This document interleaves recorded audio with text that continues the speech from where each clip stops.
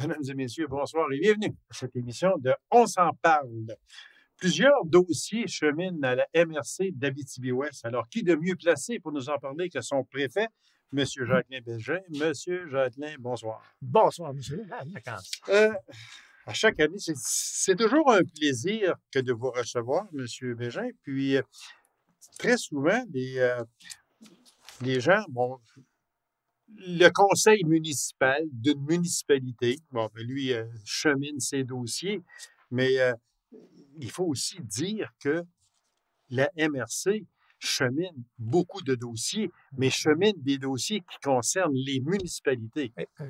C'est collé dessus. Exactement. Chaque décision qui est prise à la MRC a un impact sur les municipalités.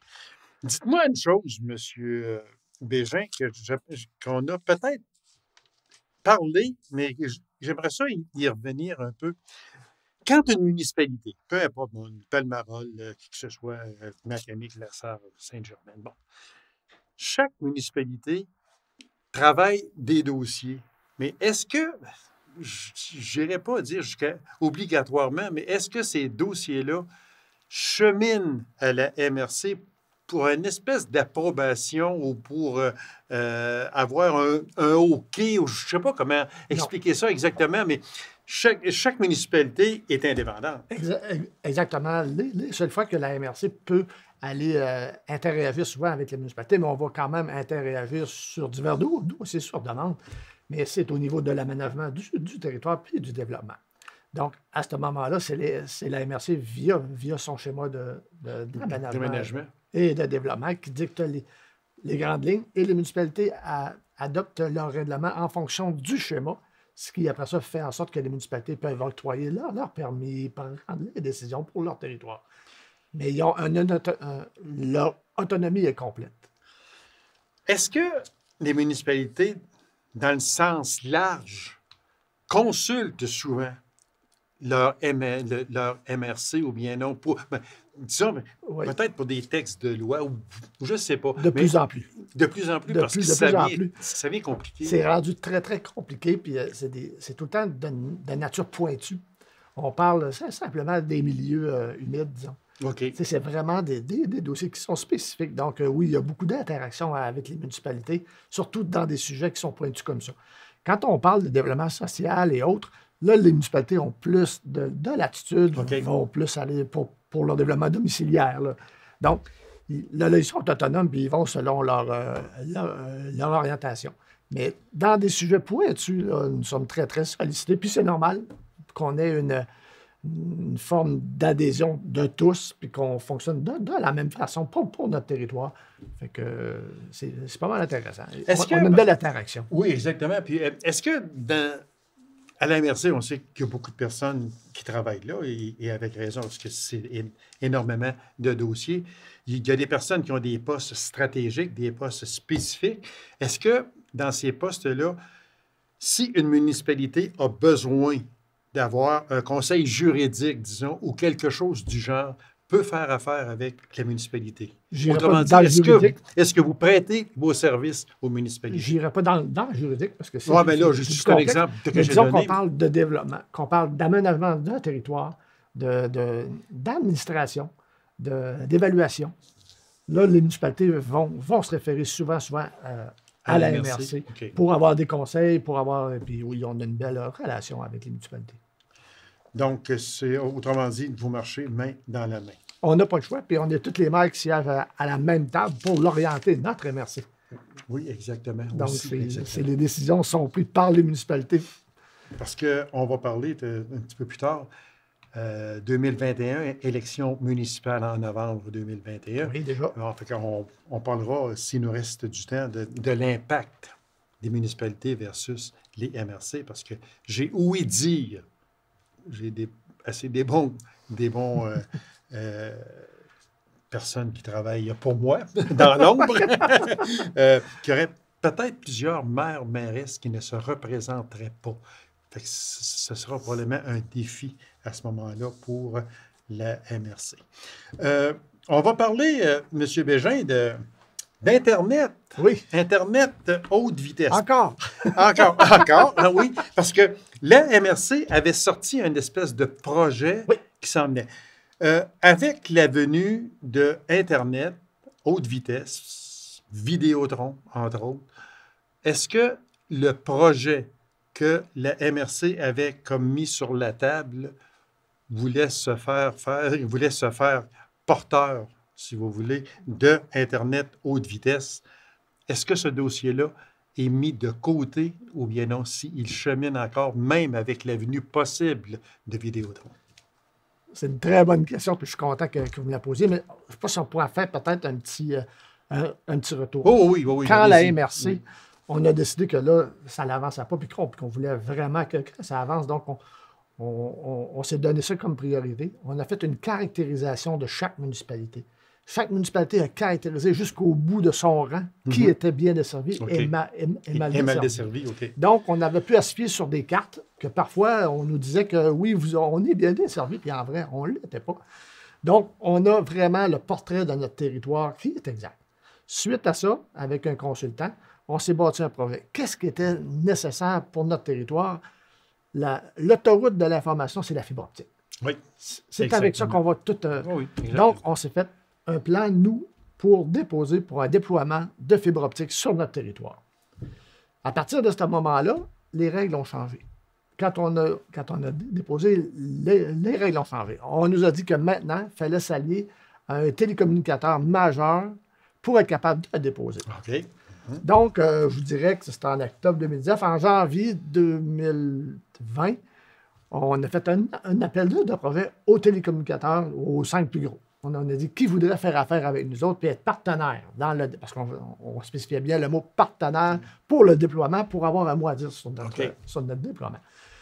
Et on n'a eu aucun télécommunicateur qui a appliqué pour venir en partenariat avec nous. Je vous dirais qu'il y en aurait eu peut-être un qui aurait été intéressé, mais pour des causes qui sont hors de ce contrôle, il n'a pas pu soumissionner. Puis finalement, je pense que ce joueur-là a été acheté par un autre télécommunicateur, fait que ça a fait en sorte. OK. Fait qu'en février, le conseil d'administration a donné son appui à 2 projets, à 2 télécommunicateurs qui ont dit qu'ils déposeraient pour le projet Québec branché du gouvernement du Québec, soit Cogeco et Vidéotron. Donc, on a appuyé les 2. Parce que nous, ce qu'on veut, peu importe qui, finalement, c'est ça. On veut Internet haute vitesse. Et on les a tous rencontrés, on les a expliqué ce que nous, on voulait. Quel était le projet de la MRC d'Abitibi-Ouest? On sait qu'eux autres avaient des projets pour peut-être dans les milieux où il y avait une plus forte densité. Nous, on les a présenté le projet de la MRC Abitibi-Ouest. Puis je peux vous dire qu'ils ont été tous surpris du niveau qu'on était dans notre projet, des connaissances qu'on avait acquises avec ça. Donc, en mai, on entend par Québec branché qu'il n'y a aucun projet pour la MRC d'Abitibi-Ouest. On avait eu ça. Moi, j'avais eu un fil de presse là-dessus, puis j'avais dit, voyons donc. On était très, très déçus. On a eu des discussions avec le ministre Fitzgibbon à ce sujet-là. Monsieur Fitzgibbon nous a expliqué un peu les orientations. Le projet de la MRC Abitibi-Ouest est un projet très ambitieux qui va coûter assez d'argent. Donc, il préférait voir comment le fédéral se positionnerait, puisqu'il y avait plus d'argent au fédéral qu'au provincial. Okay. Donc, ils nous ont avisé qu'ils appuieraient ceux qui déposeraient un projet pour l'Abitibi-Ouest. Donc, le CRTC a lancé notre projet. Et à notre grande surprise, en juin 2020, il n'y a aucun télécommunicateur qui a appliqué pour l'Abitibi-Ouest, qui a déposé un projet. Donc, on a été amèrement déçus. Autrement dit, ça n'allait pas bien. Ça n'allait pas bien. Ça n'allait vraiment pas bien. On était vraiment dessus. Bon, on se doutait un peu qu'il arriverait de quoi parce que quand le gouvernement du Québec a annoncé qu'on n'était pas retenu dans aucun, ça lançait un drôle de message aussi au fédéral en disant, puis même si tu envoies une lettre, dire oui, son projet est bon, mais pourquoi tu ne l'as pas appuyé? Fait qu'on était un peu déçus. Mais on se fait expliquer qu'il y aurait d'autres appels de projets, puis qu'on ne devait pas baisser les bras. Fait que c'est ce qu'on a fait, qu'on continué à travailler.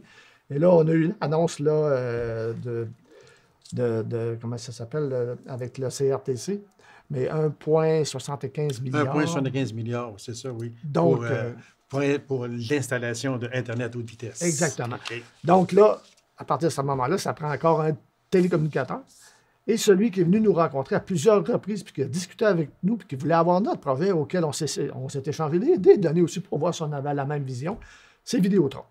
OK. Donc, Vidéotron nous ont fait part de le grand intérêt à déposer un projet d'ici au 15 février pour le déploiement de la fibre optique en Abitibi-Ouest. Fait que là, le dossier est rendu là. Ici, dans mes notes, moi, j'ai une confirmation de Vidéotron à la MRC visant à desservir 100% du territoire de la MRC. Ça n'est pas... C'est des discussions qu'on a c'est des eues avec discussions, eux OK. qui nous ont garanti qu'ils déposeraient un projet pour tout l'Abitibi. Est-ce que dans tout ça, Vidéotron assurerait télévision et Internet? Oui, ben avec la fibre optique. Ah oui. C'est pour ça qu'on parle de la fibre optique, c'est qu'on va à tout. On va toucher à la TV, à la téléphonie, à l'Internet et la capacité d'Internet aussi. Oui, exactement. Oui. On comprend que là, on vise au Canada, de mémoire, c'est 50 000 mégabits, là, mais si on peut avoir plus que ça, c'est maintenant avec le télétravail, avec tous les Ça enfants. vient de plus en plus... on s'en va là. Le télétravail, là, pendant la pandémie, ça a commencé en force, mais c'est une chose qui va durer. Ça va rester là. Ça, j'en suis convaincu. Là. Et on nous le dit sur toutes les tribunes. Fait que c'est pas parce que tu restes en région que tu n'aurais pas droit. Non, exactement. Puis ni en ville. Le monsieur qui reste, peu importe, et je n'ai rien contre les personnes qui restent dans des rangs, mais le monsieur qui reste dans le rang X, qui reste au bout du rang, a le droit d'avoir Internet haute vitesse pour travailler de chez lui, autant que le monsieur qui reste au centre-ville, à La Sarre, ou à Macamie ou à Palmarole. Prenez un producteur agricole qui décide d'aller à l'enquête et vendre ses animaux. Des exemples. Il peut perdre des ventes à cause que oui, sur exactement. Internet. Puis c'est ça, moi, les renseignements que j'ai dit. Un producteur me disait ici, il faut absolument qu'on ait Internet haute vitesse parce qu'il y a des affaires qu'il faut que l'on fasse en priorité et rapidement pour ne pas perdre une vente ou un achat. Exact. Puis, si on n'a pas Internet haute vitesse, on peut perdre une vente ou un achat qui peut faire très mal à l'entreprise. Puis, tu sais, on nous dit d'occuper le territoire, puis c'est important. Oui, puis, oui. Ben, ça fait partie de ça. On ne peut pas le laisser. Je fais souvent une blague en disant que si la stratégie du gouvernement, du temps qu'on a fait l'électrification des maisons, avait été la même pour Internet, on serait encore aux génératrices, probablement. Hein? Fait que c'est une blague que je fais souvent. Non, mais quand même, c'est vrai. Je trouve que, je pense que c'est une nécessité, c'est un besoin qui est essentiel. Oui, parce que quand on parle de télétravail, à la maison, moi, j'ai encore frais à la mémoire au mois de septembre dernier, une grosse entreprise du Québec qui avait en location un étage complet d'un gros édifice centre-ville Montréal où il y avait 175 employés de cette compagnie-là qui travaillaient dans cet édifice-là. Puis, le PDG est venu dire pourquoi est-ce que je continuerai à l'allocation de 175 bureaux quand actuellement, il est occupé avec 25 personnes seulement et tout le reste fait du télétravail et ça fonctionne merveilleusement bien. Fait qu'imaginez-vous les coûts à ce moment-là engendrés qui pourraient diminuer sur une entreprise. Les coûts engendrés, puis je l'ai vu moi-même personnellement pour le télétravail. Le temps qu'on gagne aussi, comme moi, il faut que je me transporte quand même un certain temps pour aller travailler. Oui. Ce temps-là, il est important. Puis on peut l'utiliser pour d'autres choses. Oui, exactement. C'est vraiment... Puis en tout cas, le premier ministre a vraiment dit la semaine dernière qu'il comptait toujours brancher la population pour 2022. Ce que nous, en tout cas, par d'autres ministres qu'on avait su, c'était plus... en 2022, ils souhaitaient que tout le monde ait signé au moins le contrat qui allait faire là, un déploiement. Si c'est ça, ça va déjà être bien. Mais je sais que le premier ministre continue à dire quand même qu'il veut le déploiement pour tout le Québec en 2022. Mais fait que là, au moment où l'on se parle aujourd'hui, là, le 2 février 2021, le projet avec Vidéotron, actuellement, est-ce qu'il n'est pas signé? Il n'y a rien de signé du tout. Mais quand pourrait-il y avoir signature? Ben, eux vont déposer le projet. En février? C'est ça, OK. Pour le 15 février. Et là, il va y avoir toutes les analyses par le gouvernement fédéral. Donc, moi, je m'attends à ce qu'il y ait des annonces de fait de projets retenus peut-être début d'été, fin du printemps, puis voir les contrats signés là, en début d'automne. Je m'attends, puis après ça, nous, on va être proactifs. On va être en septembre-octobre 2021. Fait que ça veut dire que, en principe, les travaux pourraient, je dis bien pourraient, débuter, mais pas avant 2021. Je vous avais dit ça plus un an, que je pensais que c'était à l'automne. Mais non, mais c'est pour ça aussi qu'on a demandé l'appui de toutes les entreprises, des commerces, des organismes, puis des citoyens. On a un bon dossier, mais on veut encore démontrer encore plus au gouvernement. Regardez, ce n'est pas de la frime qu'on vous fait. On en a besoin. Donc, avec tous ces appuis-là que je remercie, on en a reçu près de 250. Donc, c'est très important. Puis on veut, ce qu'on souhaite, c'est un dossier qu'on ne lâchera jamais, mais on souhaite vraiment qu'il aboutisse le plus tôt possible. Fait qu'on peut espérer pour le fonds, pour la large bande universelle, 1,75 milliard que ça pourrait coûter.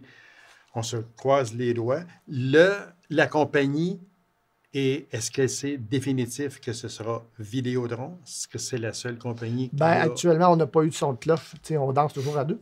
Oui, ça va mieux. Ça va mieux. C'est pas de la danse en ligne. Mais c'est vraiment avec eux qu'on a discuté. On a eu peut-être une discussion avec un autre fournisseur qui était plus un projet hybride actuellement, mais peut-être que ça va changer. Mais dans le premier, c'est immédiatement après que ça s'est su qu'on négociait avec Vidéotron. On m'a dit que, là, lui, il nous a parlé. C'est un projet hybride, autant avec LTE, satellite, puis fibre optique. Mais la vraie vérité, c'est que nous, on a un projet à l'Université d'Abitibi-Ouest. Et c'est la fibre optique pour tous les citoyens. On veut pas. Ce que l'on parlait tantôt, là, au début de tout. Là. Fait que là, on se croise les doigts. Puis, comme vous l'avez si bien dit, puis vous le dites à chaque fois que vous venez ici aussi, ce n'est plus... C'est un service essentiel. Ce n'est plus une gâterie, comme on dit, absolument pas. On est rendu avec des services essentiels. Les gens ont besoin, et toute classe de société, peu importe, a besoin d'avoir Internet haute vitesse. Et en même temps aussi, on parle de télévision aussi. En même temps, fibre optique. Exactement. On va suivre le dossier, monsieur. Oui. Je pense que ça va faire couler beaucoup d'encre encore, mais... on va voir ce qu'il en est dans les prochains mois. On parle de hausse historique de fermes en Abitibi-Témiscamingue parce que très souvent, on est porté à avoir des chiffres. Tant de fermes ont été délaissées. Les photos que l'on voit, c'est des fermes abandonnées. Des terres en friche. C'est ça, exactement. Mais là, moi, j'ai les stats ici qui sont réellement impressionnantes. On dit que l'attribution de nouvelles fermes est en hausse. Ça atteint un niveau jamais vu au cours des 10 dernières années. À quoi on peut attribuer ça? Parce que chez nous, en Abitibi-Ouest, après le Témiscamingue, c'est nous autres en Abitibi-Ouest qui a eu le plus de fermes qui ont réouvert ou qui sont parties nouvelles. Difficile pour moi de vous dire les raisons exactes, mais je peux vous dire qu'on voit que c'est les jeunes. Les jeunes sont beaucoup reprennent les Ce qui n'était pas le cas il y a une décennie ou deux passées. Exactement. Parce qu'ils voyaient l'ampleur du travail, mais la société change, la société évolue. Puis c'est vraiment prisé. Maintenant, on parle juste des marchés publics, toutes ces choses-là. C'est nos fermiers qui arrivent avec leurs produits. Donc, on voit des jeunes, on voit des femmes, beaucoup. Oui, exactement, qu'on dit, oui. Chez nous, même, on en a une qui est très, très populaire. C'est le fun, c'est de voir tout ça. Puis leur réussite sont soutenus par leurs parents, puis tout ça. Fait que non, moi, je suis vraiment, vraiment content. Il y a des programmes aussi, je crois, là, pour les terres en friche. Il y a un programme avec l'UPA, le MFFP, puis le ministère de l'Agriculture. Il y a plusieurs programmes sur ça. Donc, c'est vraiment juste des bonnes nouvelles à ce sujet-là. Moi, quand j'ai vu ça, j'étais... Estomaqué. Estomaqué, mais... C'est beau des terres agricoles. Oui, exactement. Oui, exactement. Parce qu'on dit qu'en Abitibi-Ouest, on compte 10 nouvelles entreprises agricoles. Au Témiscamingue, 16. Puis dans la MRC Abitibi, on en compte 7. OK. Fait que c'est quand même des chiffres... on parle encore de 155 fermes en Abitibi-Ouest, là. On dirait pas ça, Non, mais il y a c'est quand même énorme. 155 fermes, mais c'est quand même beaucoup. C'est énorme. Puis quand on parle qu'on veut développer notre indépendance alimentaire, puis c'est tout, Ça, c'est important. c'est tous des éléments, ça, quand on voit ça, là, qu'on voit qu'on avance mais il faut les soutenir. Oui, exactement. Puis je sais que le gouvernement Legault avait parlé, là, je n'ai plus suivi là, le dossier et je ne suis pas allé voir, mais vu qu'on ouvre une porte, on peut en parler. Il y avait aussi des programmes qui pourraient venir du provincial concernant qu'on pourrait avoir des serres chauffées. Bien, c'est ce qu'ils ont dit. C'est ce qu'ils ont annoncé ce serait... durant la pandémie. Et voilà, exactement. Je sais qu'ils en ont parlé. Je n'ai pas le suivi dernièrement, ce dossier-là, mais je sais que M. Legault était une chose, M. Fitzgibbon en avait parlé aussi, d'avoir des serres chauffées. Ça veut dire qu'on pourra avoir des serres avec de très beaux fruits et légumes en plein mois de janvier, au mois de février. Puis l'importance de nous tous comme consommateurs, de supporter ces gens-là. On voit simplement quand on achète notre pain de lait de prendre la bonne étiquette. Ça aussi. C'est très important.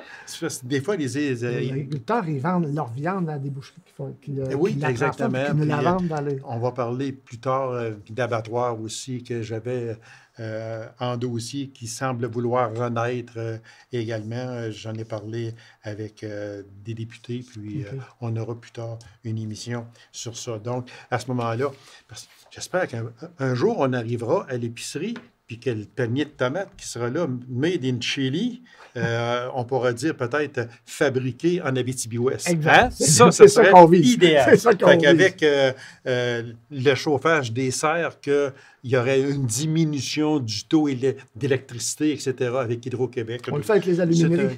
Oui, exactement. Mais ce sont des choses quand même qui sont très, très importantes. Un autre dossier, M. Bégin, la fameuse méga-porcherie à Palmarol, ça fait couler beaucoup d'encre. Il y a des gens qui sont inquiets, d'autres disent non, c'est correct, c'est pas dangereux. Parce qu'on va passer de 900 à 3000 bêtes à la firme Tenlab de Palmarol. Est-ce que la MRC est sensibilisée à ce dossier-là? On est sensibilisés. Nous autres, c'est un dossier qui est quand même assez complexe. Okay? La MRC a un règlement de contrôle intérimaire sur les odeurs. Donc, c'est une base que toutes les municipalités doivent se servir. Une municipalité peut par la suite, par règlement, être plus sévère que la MRC, ce que plusieurs municipalités ont fait. Sinon, c'est ce règlement-là qui détermine les distances. La compagnie a demandé un agrandissement. Ils ont eu le permis du ministère de l'Environnement, ce qui était très important. Donc, après ça, ils rencontraient toutes les normes de la municipalité de Palmarol. Donc, ça prenait une consultation publique à ce moment-là que la municipalité devait faire, mais la municipalité pouvait demander à la MRC de tenir cette séance-là. Donc, c'est nous qui s'en occupés. Donc, on a une séance de consultation auquel les gens pouvaient venir adresser quelles mesures ils voulaient voir mettre en place pour atténuer les odeurs et les inconvénients. Donc, les gens pouvaient écrire, ou venir durant la soirée à la rencontre et exprimer ce qu'ils voulaient avoir comme mesure d'atténuation. Le rôle qu'on avait comme MRC, c'était de concilier tout ce que les gens disaient, OK? Et après ça, de le transmettre à la municipalité de Palmarol. Et celle-ci, après, dans l'émission de son permis à l'entreprise, pouvait exiger des mesures plus contraignantes un peu pour favoriser la cohabitation. Okay. Fait que comme MRC, nous, ce qu'on avait, c'était à tenir cette séance-là parce que la municipalité de Palmarol nous l'avait demandé. Donc, c'est ce qu'on a fait.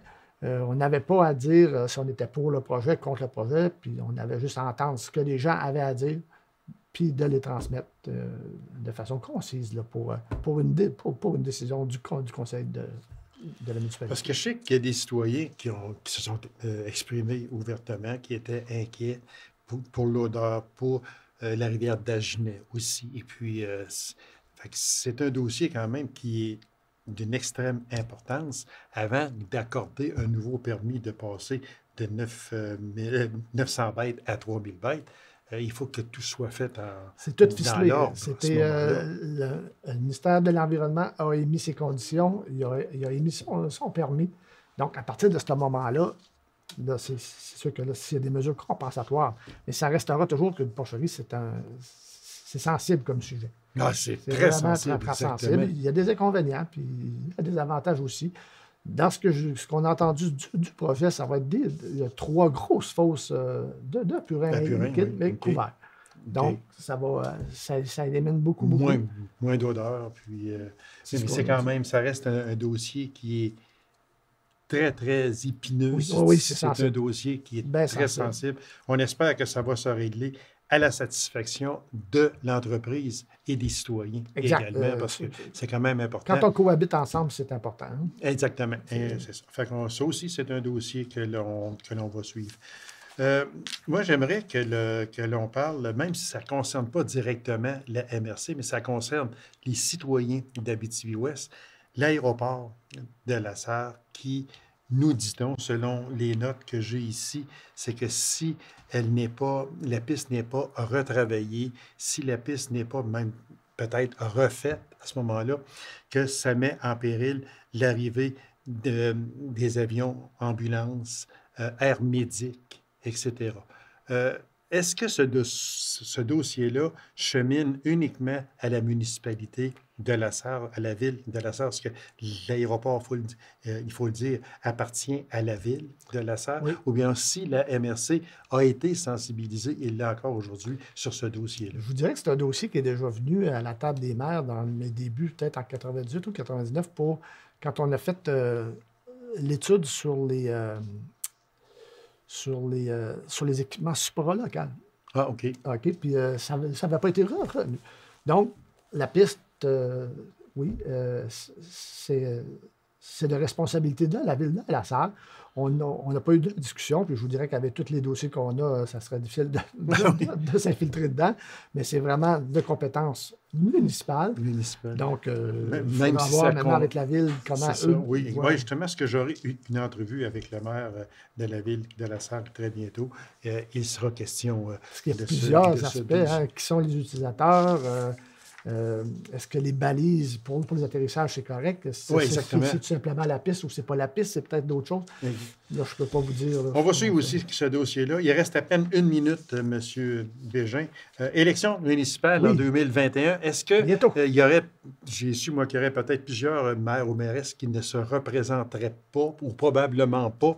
Est-ce que c'est toujours un problème pour la MRC? Parce qu'on sait que les maires cheminent après ça à la table de la MRC. On ne peut pas appeler ça un problème. C'est qu'on, quand il y a des nouveaux élus, on les prend. Puis c'est d'en faire C'est connaître quand même tous les un dossiers. beau problème, si Ouais, c'en est un. c'est ça, mais c'est d'en faire connaître tous les dossiers, expliquer où est-ce qu'on est parti, où est-ce qu'on veut aller, puis voir s'il adhère à la vision. Donc, on discute de ça. Mais c'est certain que ce temps-ci de l'année versus à l'automne, il y a toujours des gens qui se remettent en question. Puis c'est normal. On se pose que ce soit élection fédérale, provinciale, peu importe. Là. On se pose la question. Oui. Est-ce qu'on veut encore occuper ce siège-là qui est de plus en plus difficile, Oui, exactement. exigeant? Oui. Donc, je comprends que plusieurs personnes qui se remettent en question. Mais non, actuellement, quand il y a eu des changements, là, c'est assez bien harmonisé avec nous. L'intégration se fait bien, Oui. surtout avec un préfet comme ça. On Monsieur a une belle Bégin, équipe. c'est toujours un très grand plaisir de vous recevoir. Il y a de gros dossiers, on Oui. va les suivre et on va vous réinviter au fur et à mesure qu'il y aura des progressions dans les résultats de ces dossiers-là. Bien, parfait. Puis, je vous remercie beaucoup. C'est moi qui vous remercie. Alors, mesdames et messieurs, merci d'avoir été là. On aura rendez-vous à une prochaine émission. Donc, on s'en parle. Au revoir et bonne semaine.